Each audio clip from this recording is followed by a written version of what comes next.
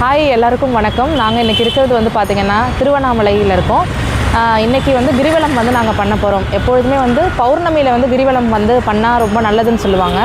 ஆனால் வந்து இன்றைக்கி நாங்கள் பௌர்ணமியால் வர முடியல. ஸோ அதனால் நாங்கள் ஃப்ரைடே அப்படி இல்லைனா ஆல்டர்னேட்டாக வந்து பார்த்திங்கன்னா ஃப்ரைடேயில் கிரிவலம் பண்ணால் நம்ம நினைத்த காரியம் வந்து உடனே நிறைவேறும் அப்படிங்கிறது தான் அண்ணாமலையார் நமக்கு சொல்லியிருக்கிற நம்பிக்கை. ஸோ அதனால் நாங்கள் இன்றைக்கி ஃபஸ்ட்டு இந்திரலிங்கம்லேருந்து ஸ்டார்ட் பண்ண போகிறோம். ஸோ எங்கள் கூடவே கிரிவலம்லாம் நெக்ஸ்ட் லிங்கம்ஸ் என்னென்ன இருக்குது நம்ம விசிட் பண்ணுறது எல்லாமே உங்களுக்கு நான் ஷோ பண்ணுறேன். வாங்க பார்க்கலாம். நாங்கள் இப்போ ஸ்டார்ட் பண்ணுறதுக்கு ஒரு 7 to 7:30 ஆகிடுச்சு. ஸோ ஃபஸ்ட்டு இடையில வந்து எதுவும் ஃபுட்டு வந்து எடுத்துக்கூடாது இல்லையா? ஸோ அதனால் ஃபஸ்ட்டு வந்து நாங்கள் டிஃபன் சாப்பிட்டுக்கலாம் அப்படின்னு சொல்லிட்டு இங்கே வந்திருக்கோம். இந்த ஷாப்பில் கொஞ்சம் சாப்பிட்டுட்டு அப்புறமா வந்து சாமிக்கு வந்து சூடம் ஏற்றிட்டு நம்மளுடைய கிரிவலம் பாதையை வந்து ஸ்டார்ட் பண்ணலாம்.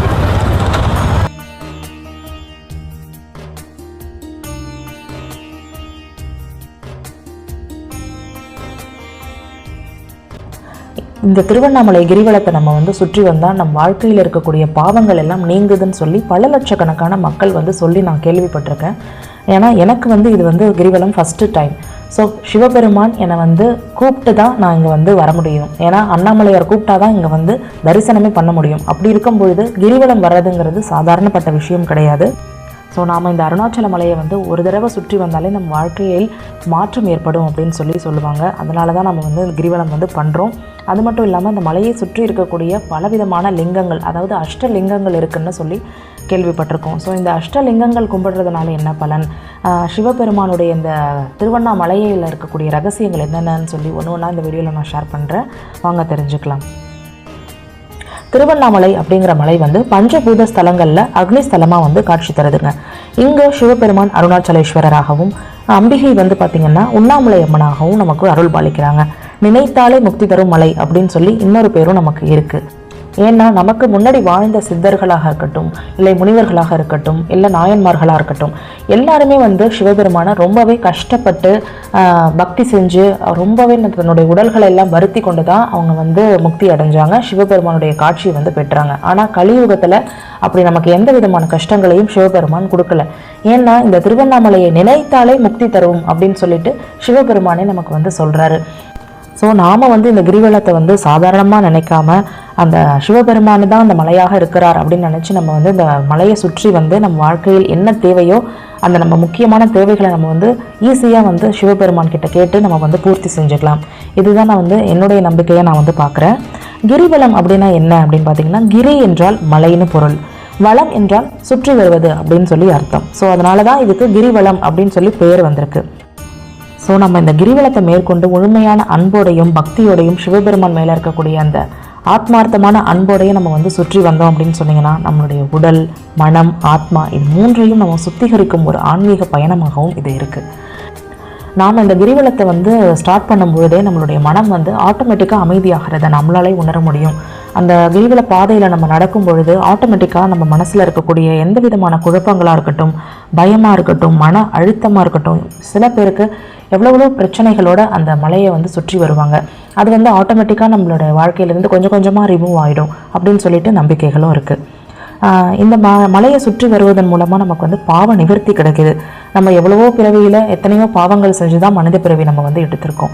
ஸோ நம்ம வந்து கண்டிப்பாக வந்து இறைவன் மேலே எந்த ஒரு ப்ளேமும் நம்ம வந்து பண்ணக்கூடாது. இறைவன் வந்து எனக்கு இதை தரலை, எனக்கு மட்டும் ஏன் இவ்வளவு கஷ்டத்தை கொடுக்குறாரு அப்படின்னு சொல்லி நம்ம வந்து எந்த காரணத்தை கொண்டு இறைவனை நம்ம வந்து ப்ளேம் பண்ணவே கூடாது.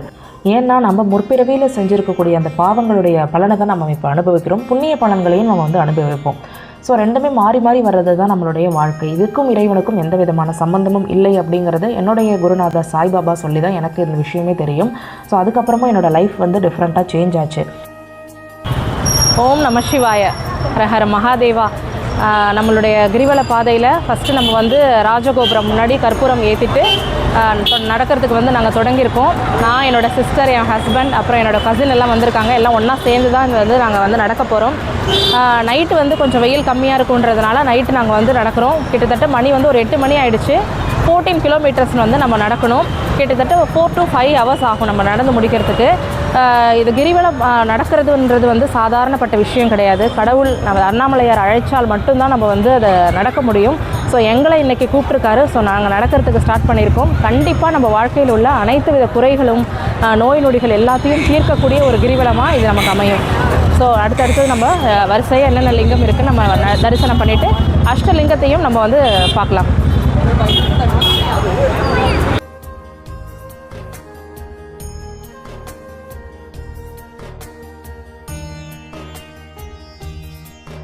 அண்ணாமலையாருக்கு கிரிவலம் செய்வது வந்து பௌர்ணமி நாள் அன்னைக்கு செய்வது ரொம்பவே வந்து ஸ்பெஷல். ஏன்னா வந்து பிரம்மதேவருக்கும் விஷ்ணு பகவானுக்கும் சிவபெருமான் அக்னி ஸ்தம்பமாக காட்சி கொடுத்த நாள் வந்து பௌர்ணமி நாள். ஓம் நம சிவாய.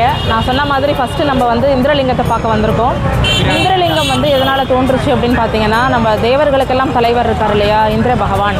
அவர் வந்து ஏதோ ஒரு பாவத்தினால தன்னுடைய செல்வங்கள், சொத்து இது எல்லாமே வந்து இழந்துட்டாராம்.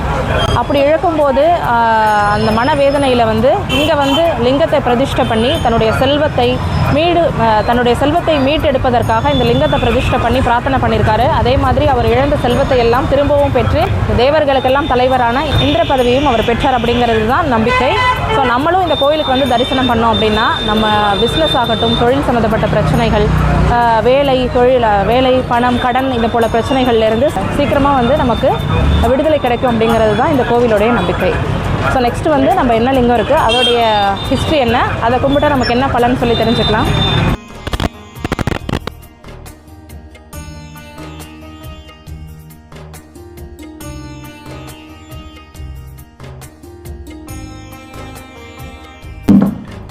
நம்ம கிரிவலம் செல்லும்போதே அந்த போர்டு வந்து டிஸ்பிளே பண்ணி வச்சுருக்காங்க. நம்ம எங்கே போயிட்டுருக்கோம், இன்னும் எத்தனை லிங்கம் இருக்குது, இன்னும் எவ்வளோ கிலோமீட்டர்ஸ் நடக்கணும் அப்படின்னு சொல்லி ஈச் அண்ட் எவ்ரி கிலோமீட்டர்ஸ்க்கும் வந்து அங்கே போர்டு வந்து வச்சுருக்காங்க. ஸோ நம்ம அதை பார்க்கும்போது இன்னும் இவ்வளோ தான் இருக்குது அப்படின்னு சொல்லிட்டு ஒரு சின்ன மைண்ட் செட் வந்து நமக்கு இருக்கும்.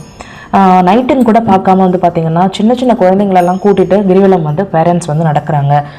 குழந்தைங்களுக்கு வந்து நடக்க முடியாது அப்படிங்கிற ரீசன்னால ரொம்ப தூரம் நடக்கணும் இல்லையா, ஸோ குழந்தைங்களால முடியாதுன்றதுனால ஸ்டாலர்ஸ் கூட அவைலபிளாக இருக்குது. அங்கே நீங்கள் வந்து ரெண்ட்டுக்கு எடுத்துக்கிட்டு நீங்கள் வந்து அதை குழந்தைங்கள அதில் வச்சு கூட்டிக்கிட்டு நீங்கள் வந்து கிரிவலம் பண்ணலாம். ஸோ அவ்வளோ ஃபெசிலிட்டிஸ் இருக்குது. நீங்கள் வந்து நைட்டில் உங்களுக்கு டயர்டாகாமல் இருக்கணும் அப்படின்னு சொன்னீங்கன்னா நீங்கள் வந்து டீ கூட நீங்கள் குடிச்சிக்கலாம். அங்கங்கே நிறைய ஸ்டால்ஸ் போட்டிருக்காங்க. நிறைய பேர் பர்ச்சேஸ் பண்ணிக்கிட்டே கூட இந்த கிரிவலம் வந்து நடக்கிறாங்க. ஷாப்பிங் பண்ணும் போது நமக்கு எந்த ஒரு அசதியும் தெரியாது இல்லையா, ஸோ அதனால் ஷாப்பிங் கூட நம்ம வந்து பண்ணிக்கலாம். ஆனால் வந்து சில பேர் வந்து ரொம்ப அமைதியாக கிரிவலம் பண்ணுவாங்க. இன்னும் சில பேர் வந்து அந்த ஓம் நம சிவாய அப்படிங்கிற மந்திரத்தை வந்து சொல்லிக்கிட்டே கிரிவலம் பண்ணுறாங்க. இதுக்கு முன்னாடி நம்ம வந்து பார்த்திங்கன்னா நம்மளுடைய சித்தர்கள், நாயன்மார்கள், இவர்களெல்லாம் ஒவ்வொரு நாயன்மாரும் ஒவ்வொரு விஷயத்தில் சிவபெருமான் மேலே தன்னுடைய உடம்பையை வருத்தி கொண்டு என்னுடைய அன்பை வந்து நிரூபிச்சிருக்காங்க. அதே போல் நான் பார்த்து வியந்த விஷயம் வந்து என்னுடைய கசின் சொன்ன ஸ்டோரி இது. அடி அண்ணாமலையார் கோவில் அப்படின்னு சொல்லிட்டு அங்கே ஒன்று இருக்குது. அதோடைய கதை என்னன்னு பார்த்தீங்கன்னா அடி அண்ணாமலை அப்படிங்கிறது வந்து ஒரு அடிக்கும், அதாவது ஒரு அடி எடுத்து வச்சுட்டு 1008 முறை ஓம் நம சிவாய மந்திரத்தை சொல்லிட்டு அதுக்கப்புறம் தான் இன்னொரு அடியை வந்து அவர் எடுத்து வைப்பாராம். ஸோ இது எவ்வளவு பெரிய ஒரு விஷயம் பாருங்கள். நம்மளால் வந்து ஒரு ஓம் நம சிவாய மந்திரத்தை வந்து ஒரு 108 முறை வந்து உட்காந்து சொல்லும்போதே 1008 டிஸ்ட்ராக்ஷன்ஸ் நம்ம மனசுக்குள்ளே வரும். ஆனால் அந்த அடி அண்ணாமலையார் வந்து ஒரு அடி எடுத்து வச்சுட்டு அதுக்கப்புறம் 1008 மந்திரத்தை சொல்லிவிட்டு அதுக்கப்புறம் தான் இன்னொரு அடியை எடுத்து வைப்பாராம். ஸோ இந்த மாதிரியெல்லாம் வந்து தன்னோட உடம்பை வருத்தி மனதை வந்து ஒருநிலைப்படுத்தி சிவபெருமான் அடைஞ்சிருக்காங்க. ஆனால் நமக்கு இந்த கலியுகத்தில் அந்த மாதிரி எந்த ஒரு தன்னை உடம்பை வருத்திக்கிற மாதிரி எந்த ஒரு விஷயமும் செய்ய சொல்லலை. அவருடைய மலையை வந்து ஒரு முறை சுற்றி வந்தால் தனக்கு முக்தியே தருவதா வந்து சிவபெருமான் வந்து சொல்லியிருக்காரு. ஸோ நான் சொன்ன மாதிரியே பார்த்தீங்கன்னா இங்கே ஸ்ட்ரோலர்ஸ் வந்து அவைலபிளாக இருக்குது. சில்ட்ரன்ஸ்க்கு கூட்டிகிட்டு வர்றதுக்கு நீங்கள் அதை வந்து யூஸ் பண்ணிக்கலாம். போகிற வழியில் வந்து கணேஷா டெம்பிளும் இருக்குது. ஸோ கணேஷா டெம்பிளை கடந்து போனீங்கன்னா கொஞ்சம் தூரத்துலேயே வந்து அக்னிலிங்கம் வந்துடுது. நாங்கள் போனது நைட் டைம் அப்படிங்கிறதுனால கோவில் வந்து க்ளோஸில் இருந்தது. பட் இருந்தாலும் கேட் கிட்ட போய் பார்க்கும்பொழுது உள்ள மூலஸ்தானத்தில் சிவபெருமான் வந்து இருக்கிறது நல்லாவே தெரிஞ்சுது. ஸோ வெளியில் வந்து எல்லாரும் கற்பூரம் ஏற்றி வந்து சிவபெருமானை வந்து கும்பிட்டுட்டு அவங்க பாட்டுக்கு கிரிவலம் வந்து செய்யறதுக்கு ஸ்டார்ட் பண்ணுறாங்க. ஸோ நாங்களும் வந்து சிவபெருமான் முன்னாடி கற்பூரம் ஏற்றிட்டு சாமி கும்பிட்டுட்டு நெக்ஸ்ட்டு வந்து சிவபெருமானுடைய அடுத்த லிங்கத்தை பார்க்கறதுக்கு ஸ்டார்ட் பண்ணிட்டோம். நடக்க வந்து கொஞ்சம் கால் வந்து டயர்டாகும்பொழுது அப்பப்போ வந்து உட்காந்துக்கலாம். நம்மளால் வந்து கண்டினியூஸாக 14 கிலோமீட்டர்ஸ் வந்து நடக்க முடியாது இல்லையா, ஸோ அதனால் வந்து கொஞ்சம் ஸ்பேஸ் இருக்குது, நிறைய சீட்டிங்ஸ் கூட அவைலபிளாக இருக்குது. ஸோ நம்ம வந்து அங்கே உட்காந்து ரெஸ்ட் எடுத்துகிட்டு அதுக்கப்புறமா நம்ம வந்து கிரிவலம் வந்து ஸ்டார்ட் பண்ணலாம். அக்னிலிங்கத்தை தரிசனம் பண்ணிவிட்டு நெக்ஸ்ட்டு கொஞ்சம் தூரம் நடந்து போயிட்டே இருக்கும்போது ஒரு அழகான வளையல் கடை வந்து கண்ணில் பட்டுச்சு. வளையல்னாலே நமக்கு அளவு கடந்த ஒரு ஆசை வந்துடும் இல்லையா, கலரான வளையல்களை பார்க்கும்போது கையில் போட்டுக்கணும்னு ரொம்ப ஆசை வந்துடுச்சு. ஸோ அதனால் அங்கேயே நின்று என்னோடய வீட்டுக்கு என்னோடய அம்மாவுக்கு எல்லாம் கொஞ்சம் வளையல் வந்து நான் வந்து பர்ச்சேஸ் பண்ணிக்கிட்டேன். அப்புறம் நானும் வந்து வளையல் வாங்கி கையில் போட்டுட்டேன். அதுக்கப்புறமா வந்து நடக்கிறதுக்கு நாங்கள் வந்து ஸ்டார்ட் பண்ணோம். நம்ம கிரிவலம் நடக்கும்பொழுது முக்கியமான விஷயங்களை நம்ம வந்து கடைப்பிடிக்கணும். ஏன்னா வந்து பார்த்திங்கன்னா ரோட்டில் வந்து எச்சில் துப்புறது, சண்டை போட்டுக்கிட்டு நடக்கிறது, ஒருத்தவங்க மேலே ஒருத்தவங்க தள்ளி விட்டுட்டு நடக்கிறது, வேகமாக நடக்கிறது, சிரிச்சுக்கிட்டு கிண்டல் பண்ணிக்கிட்டு அடுத்தவங்களை கிண்டல் பண்ணிட்டு நடக்கிறது, இந்த மாதிரி விஷயங்கள் எல்லாம் நிறைய இருக்குது. ஸோ அதெல்லாம் நம்ம வந்து அவாய்ட் பண்ணிக்கணும். நம்ம அப்படி வந்து செய்யணும்னு அவசியமே இல்லை. நம்ம முழு மனசோடையும் மன அமைதியோடையும் நம்ம வந்து செய்யணும். எவ்வளவு தூரம் நடக்கிறோம் அப்படிங்கிறத வந்து கணக்கு பண்ணிக்கிட்டே வந்து நம்ம நடக்கக்கூடாது. சிவபெருமானை நினச்சிக்கிட்டு அவருடைய நாமத்தை வந்து நம்ம ஜெபிச்சுக்கிட்டே நடந்தோம் அப்படின்னு சொன்னீங்கன்னா தான் முழு பலன் வந்து நமக்கு கிடைக்கும். திருவண்ணாமலையில் வந்து சித்தர்களுடைய ஆதிக்கம் வந்து ரொம்பவே அதிகமாக காணப்படுது. ஏன்னா வந்து ரொம்ப பெரிய சித்தர்கள் எல்லாம் திருவண்ணாமலையிலேருந்து வாழ்ந்திருக்காங்க. இன்னமும் வந்து அந்த மலையை சுற்றி வந்து வாழ்ந்து கொண்டே தான் இருக்காங்க. நம்ம அந்த கிரிவலம் போகும்போது நிறைய பேர் சொல்லி கேள்விப்பட்டிருப்போம், சித்தர்களுடைய அதிர்வை வந்து உணர்ந்தோம் அப்படின்னு சொல்லுவாங்க. சிலருக்கு வந்து அந்த மன அழுத்தம் வந்து குறைஞ்சு அந்த அழுகையாக வந்து வரும். ஸோ அதெல்லாம் வந்து அந்த சித்தர்களுடைய ஆசீர்வாதங்கள் இருந்தால் மட்டும்தான் நமக்கு வந்து அதெல்லாம் வந்து நடக்கும். ஸோ நம்ம யார் அப்படிங்கிறத உணர்ந்ததை வந்து காட்டினதே ரமண மகரிஷி தான். ஸோ ரமண மகரிஷி ஆசிரமம் கூட அங்கே இருக்குது, கிரிவல பாதையிலேயே இருக்குது. ஸோ அங்கேயும் லட்சக்கணக்கான மக்கள் வந்து இன்றைக்கும் அந்த ஆசிரமத்துக்கு வராங்க. மணிக்கணக்காக உட்கார்ந்து தியானம் செய்கிறாங்க. தியானம் செய்யும்போதே நிறைய மறந்து இறைவனை வந்து உணர்ந்த நிறைய பேரை நம்ம வந்து அங்கே ஆசிரமத்தில் பார்க்கலாம். ஓம் நம சிவாய. நம்ம திருவண்ணாமலை கிரிவல பாதையில் நம்ம 3ஆவதாக இருக்கக்கூடிய லிங்கம் வந்து பார்த்திங்கன்னா யமலிங்கம். யமலிங்கத்தை நம்ம வந்து கும்பிடுவதன் மூலம் நமக்கு யம பயம் வந்து முழுமையாக நீங்கும். நம் மனதில் ஏற்படக்கூடிய எதிர்மறை எண்ணங்கள் வந்து நேர்மறையாக மாறும். இந்த யமலிங்கத்திற்கு முன்னாடியே ஆப்போசிட்டே நீங்கள் வந்து பார்த்தீங்கன்னா ஃபுல்லாகவே வந்து மயானம் தான் இருக்கும். ஸோ இந்த மயானம் சம்மந்தப்பட்ட பயங்கள் நமக்கு வந்து நீங்குவதற்காக தான் இங்கே யம பயம் நீங்குவதற்காக இங்கே வந்து சிவபெருமானை வந்து யமதர்மராஜா, மரணத்துக்கெல்லாம் தலைவராக இருக்கக்கூடிய யமதர்மராஜன் வந்து நம்மளுடைய சிவபெருமானை வந்து இங்கே பிரதிஷ்டை பண்ணி அவர் வந்து தினசரி இங்கே வந்து இது கிரிவலம் வந்து இந்த லிங்கத்தை வந்து வழிபட்டதாகவும் வரலாறுகளில் எழுதப்பட்டிருக்கு. விருச்சிக ராசிக்காரர்கள் வந்து இந்த லிங்கத்தை வந்து வழிபட்டால் அவங்களுக்கு மிகவும் சிறப்பாகவும் இருக்குது. நன்மைகள் பல இருக்குது. இந்த லிங்கத்தை தொடர்ந்து 4ஆவதாக என்ன லிங்கம் இருக்குங்கிறத நம்ம போய் தெரிஞ்சுக்கலாம் வாங்க.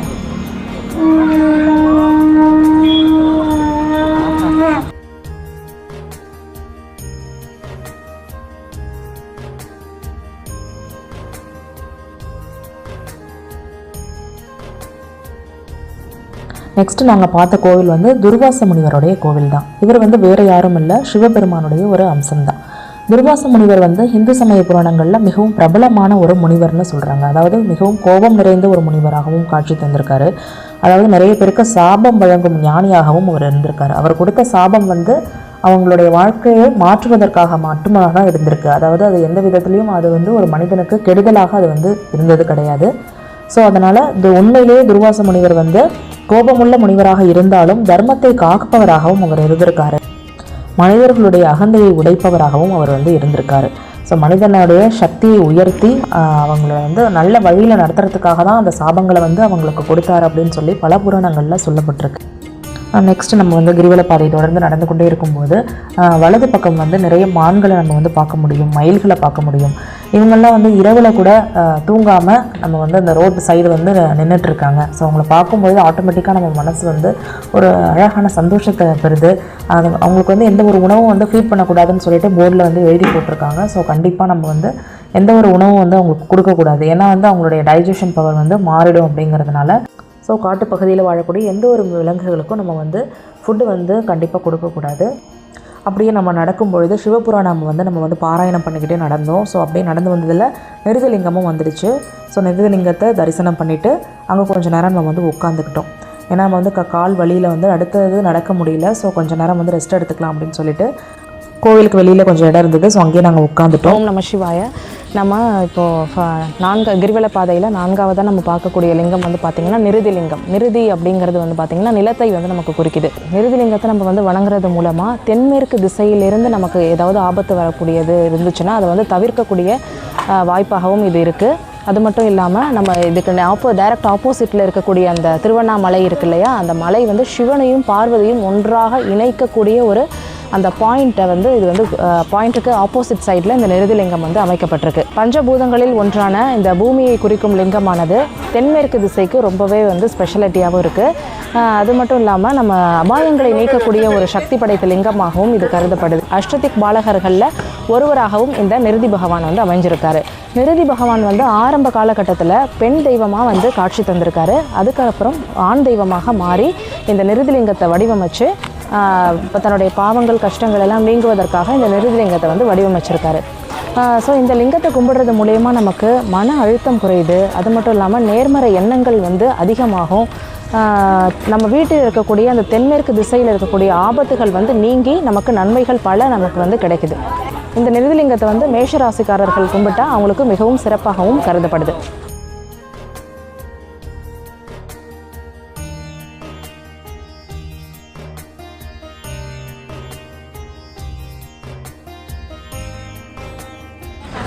வணக்கம், ஓம் நம சிவாய. நம்ம கிரிவல பாதை 5வதாக நாம் பார்த்துட்டு இருக்கக்கூடிய லிங்கம் வந்து பார்த்திங்கன்னா சூரியலிங்கம். சூரியலிங்கம் வந்து சூரிய பகவானுக்கு அதிபதியான ஒரு லிங்கம். ஏன்னா சூரிய பகவான் இந்த லிங்கத்தை வந்து பிரதிஷ்டை பண்ணி வணங்கினதாகவும் இங்கே வந்து எழுதப்பட்டிருக்கு. பஞ்ச மகாபூதங்களில் ஒருவரான சூரிய பகவான் வந்து நம்மளுடைய கஷ்டங்கள், பகைவர்கள் எதிரிகளை அழிக்கக்கூடிய ஒரு சக்தி வல்லமை பெற்றவராகவும் இங்கே வந்து அருள் பாலிக்கின்றார். நம்மளுடைய கடன் பிரச்சனைகள், தொழில் சம்பந்தப்பட்ட பிரச்சனைகள், அது மட்டும் இல்லாமல் உடல் ரீதியான கண் சம்பந்தப்பட்ட பிரச்சனைகளை தீர்க்கும் ஒரு பகவானாகவும் சூரியலிங்கம் இங்கே அமைக்கப்பட்டிருக்கு. கிரிவலம் கண்டிப்பாக எல்லாரும் வரணும். சூரியலிங்கத்தை வழிபட்டு உங்களுடைய வாழ்க்கையில் இருக்கக்கூடிய அனைத்து வித பிரச்சனைகளும் நீங்கணும்னு நான் கேட்டுக்கிறேன்.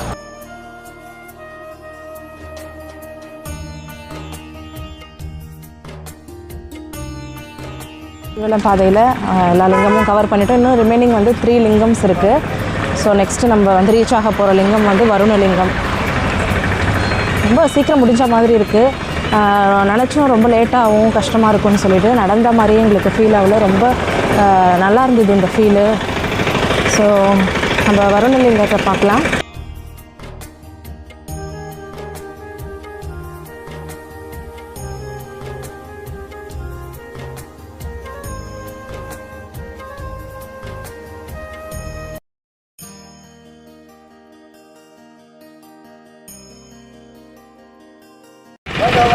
ஓம் நம சிவாயா. நம்ம இப்போது கிரிவல பாதையில் 5வதாக இருக்கக்கூடிய லிங்கம் வந்து பார்த்திங்கன்னா வருணலிங்கம்.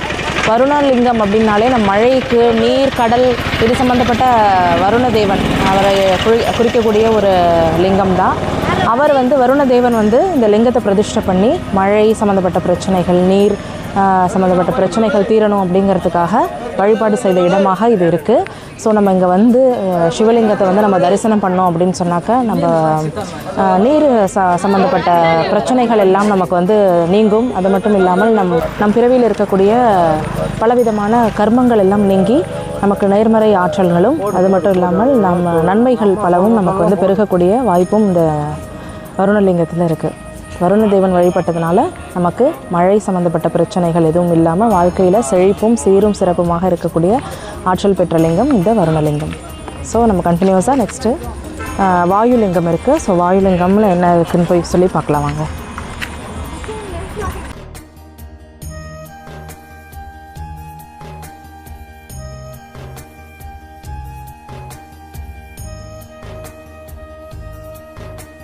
இன்னும் கொஞ்சம் தூரம் நடந்து போகும்பொழுதே வந்து பார்த்திங்கன்னா சிவபெருமானை வந்து பெரிய ருத்ராட்சத்தாலேயே வந்து வடிவமைச்சு அங்கே வந்து உட்காந்து வர பக்தர்கள் எல்லாருக்குமே வந்து ருத்ராட்சத்தை வந்து ஃப்ரீயாகவே கொடுக்குறாங்க. நாங்களும் வந்து அந்த ருத்ராட்சத்தை வந்து வாங்கிக்கிட்டோம். ஏன்னா கடவுளுடைய பிளெஸ்ஸிங் வந்து எப்போ கிடைக்கும், எப்படி கிடைக்கும்னு தெரியாது இல்லையா. ஸோ எங்களுக்கு 5 முகம் கொண்ட அந்த ருத்ராட்சம் வந்து எல்லாருக்குமே ஃப்ரீயாக கொடுக்குறாங்க.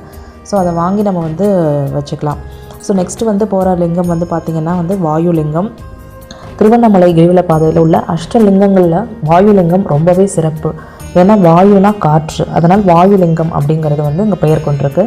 காற்றுனாலே நமக்கு வந்து சுவாசத்துக்கு முக்கியமான ஒரு விஷயம். நம்ம வந்து உணவு இல்லாமல் இருந்துடலாம், தண்ணீர் இல்லாமல் இருந்துடலாம், ஆனால் வந்து நம்ம காற்று இல்லாமல் ஒரு நிமிடம் கூட நம்ம வந்து உயிரோட இருக்க முடியாது. ஸோ அதை வந்து நினைவூட்டும் விதமாகத்தான் வாயு பகவான் இங்கு லிங்கத்தை வந்து பிரதிஷ்டை பண்ணி அதை வந்து வழிபட்டிருக்காரு. நம்மளோட உயிரோட ஓட்டம் அப்படிங்கிறதுனால இங்கே சுவாச சம்மந்தப்பட்ட பிரச்சனைகள் எதுவாக இருந்தாலும் இந்த பகவான் வந்து உங்களுக்கு நிவர்த்தி பண்ணி கொடுக்குறாரு. நம்ம உயிருக்குள்ளே ஓடுவது தான் அந்த பிராணசக்தி. அந்த பிராணசக்தியை வந்து சீராக இருந்தால் தான் நம்மளால் எந்த ஒரு வேலையையும் வந்து நல்லா செய்ய முடியும். ஸோ அதனால் இந்த பகவான் வந்து நமக்கு மன அமைதியை கொடுக்குறாரு, உடல் ஆரோக்கியத்தை கொடுக்குறாரு, சிந்தனையை வந்து நமக்கு தெளிவாக இருக்கக்கூடிய சிந்தனையை நமக்கு வந்து கொடுக்குறாரு. ஸோ நம்ம மனதில் இருக்கக்கூடிய மன அழுத்தம், குழப்பம், சோர்வு, உடல் பலவீனம் இது எல்லாத்தையும் வந்து குறைச்சி நம்ம வாயுலிங்கம் வந்து உன் மூச்சை உணர்ந்தால் உன் உள்ளத்தை உணர முடியும் அப்படின்னு சொல்லி சொல்கிறாரு. ஏன் வாயுலிங்கம் இவ்வளவு முக்கியத்துவமாக இருக்குது அப்படின்னு பார்த்திங்கன்னா, நம்மளுடைய ஆன்மீக முன்னேற்றத்துக்கும் நம்மளுடைய உடம்பிற்கும் ஒரு பாலமாக அமையுது. மூச்சு காற்றை வச்சு தான் நம்ம வந்து இறைவனை வந்து உணர முடியும். ஸோ இது வந்து அந்த ஒரு பாலமாக அமைகிறதுனால வாயுலிங்கம் ரொம்பவே வந்து இம்பார்ட்டண்ட்டான ஒரு லிங்கம். நெக்ஸ்ட்டு நம்ம பார்க்கக்கூடிய லிங்கம் வந்து பார்த்திங்கன்னா சந்திரலிங்கம். சந்திரலிங்கம் வந்து ஒரு அழகிய நிலா எப்படி நமக்கு குளிர்ச்சி தருதோ, எவ்வளோ நமக்கு வெளிச்சம் இரவில் வந்து சூரியன் இருக்காத நேரத்தில் நமக்கு வெளிச்சத்தை கொடுக்குதோ, அதே போல் நம் இருள் சூழ்ந்த வாழ்க்கையாக இருந்தாலும் கூட சந்திர பகவானை வழிபட்டால் நமக்கு சந்திரனை போல ஒளி கொடுத்து நம்மளுடைய வாழ்க்கையை மென்மேலும் உயர்த்தி தருவார் அப்படிங்கிறது தான் இந்த லிங்கத்துடைய பலன். மற்றும் நமக்கு மன அமைதி, சாந்தம், ஒரு குளிர்வான தன்மை, உள்ளார்ந்த சமநிலை, இது எல்லாத்தையும் நமக்கு வந்து சந்திர பகவான் வழங்குவார். நமக்கு என்னதான் வந்து வாழ்க்கையில் வந்து நவகிரகங்களால் வந்து பிரச்சனைகள் இருந்தாலும் அந்த நவகிரகங்களையும் கட்டி ஆளக்கூடிய தன்மை வந்து சக்தி வந்து சிவபெருமான் கிட்ட இருக்குது. ஸோ அவரை நம்ம வந்து தஞ்சம் அடைஞ்சு முழுமையாக சரணாகதி அடைஞ்சிட்டோம் அப்படின்னு சொன்னிங்கன்னா, நம்ம நவகிரகங்களால் ஏற்படக்கூடிய கஷ்டங்களாக இருந்தாலும் கூட சிவபெருமான் சொன்னால் அவங்கெல்லாம் என்ன பண்ணிட முடியும், நம்மளுடைய கஷ்டங்களை கண்டிப்பாக வந்து அவங்களால தீர்த்து வைக்க முடியும். ஸோ நம்ம வந்து முழுமையான சரணாகதியை வந்து நம்ம வந்து ஒப்படைக்கணும்.